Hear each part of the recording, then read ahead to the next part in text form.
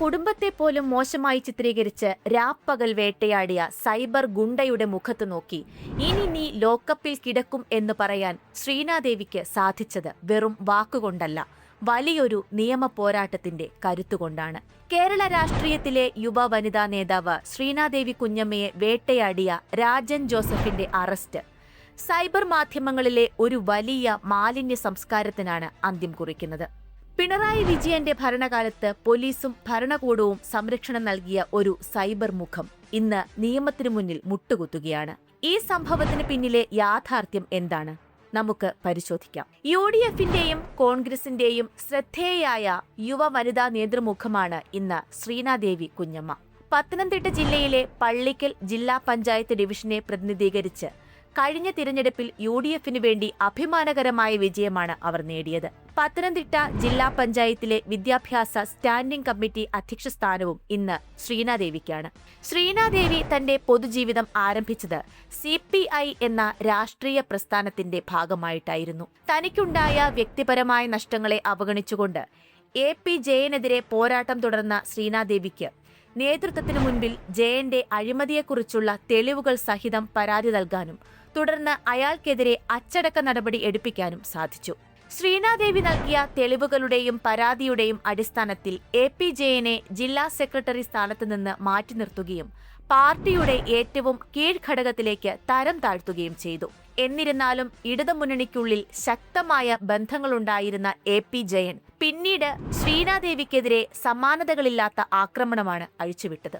നിരവധി വ്യാജ കേസുകളിൽ അവരെ തെറ്റായി പ്രതി ചേർക്കുന്ന സാഹചര്യവുമുണ്ടായി. ഇടതുമുന്നണിയുടെ വനിതാ പ്രതിനിധിയായിരുന്നിട്ട് കൂടി പിണറായി വിജയന്റെ പോലീസ് ഏറ്റവും അധികം വേട്ടയാടിയ വ്യക്തിത്വങ്ങളിൽ ഒരാളാണ് ശ്രീനാദേവി. ഒടുവിൽ കോടതികളിൽ അനന്തമായ നിയമ പോരാട്ടങ്ങൾ നടത്തിയാണ് ശ്രീനാദേവി കുഞ്ഞമ്മ തന്റെ നിരപരാധിത്വം തെളിയിച്ചത്.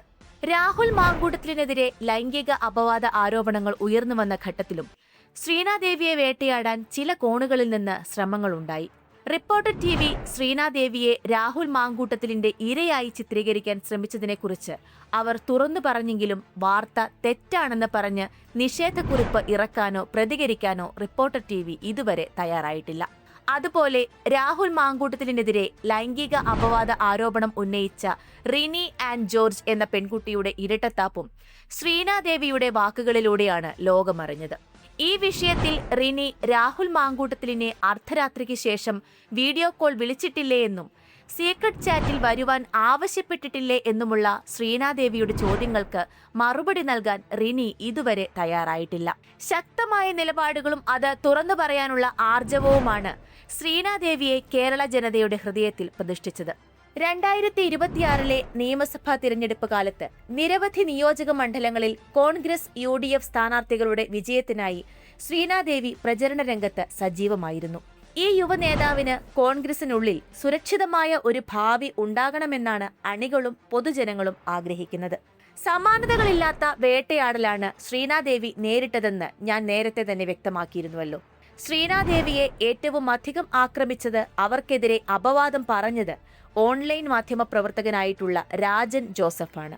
പിണറായി വിജയനും CPMനും വേണ്ടി കഴിഞ്ഞ കാലങ്ങളിൽ വിടുവേല ചെയ്തിട്ടുള്ള ഇയാൾ 2026 നിയമസഭാ തിരഞ്ഞെടുപ്പിൽ CPM വിജയിക്കുമെന്നും പിണറായിയുടെ തുടർഭരണം ഉണ്ടാകുമെന്നും ആത്മാർത്ഥമായി വിശ്വസിച്ച ഒരു വ്യക്തിത്വം കൂടിയായിരുന്നു. വോട്ടെണ്ണലിന് തലേ ദിവസം വരെ ഉറപ്പായും പിണറായി ഭരണമാകും ഉണ്ടാകാൻ പോകുന്നതെന്നും VD സതീശൻ രാഷ്ട്രീയ വനവാസത്തിന് പോകേണ്ടി വരുമെന്നും ഇയാൾ വ്യാപകമായി തന്റെ വീഡിയോകളിലൂടെ പ്രചരിപ്പിച്ചിരുന്നു. ഇടതുപക്ഷത്തിന് അനുകൂലമായ യാതൊരു യുക്തിയുമില്ലാതെ വാർത്തകൾ പ്രചരിപ്പിക്കുന്നതുകൊണ്ട് ഇയാളുടെ വീഡിയോകൾക്ക് ഇടതു പ്രൊഫൈലുകൾ വലിയ പ്രചാരം നൽകിയിരുന്നു. ശ്രീനാദേവിക്കെതിരായ അപവാദ പ്രചരണങ്ങളും അത്തരത്തിൽ വ്യാപകമായി പ്രചരിപ്പിക്കപ്പെട്ടു.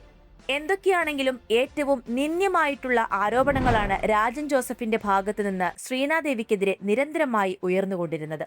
ആദ്യഘട്ടത്തിൽ AP ജയനു വേണ്ടി ഈ പ്രവർത്തനം ഏറ്റെടുത്ത ഇയാൾ ശ്രീനാദേവി പരാതി നൽകിയതോടെ ആക്രമണത്തിന്റെ തോത് കടുപ്പിച്ചു.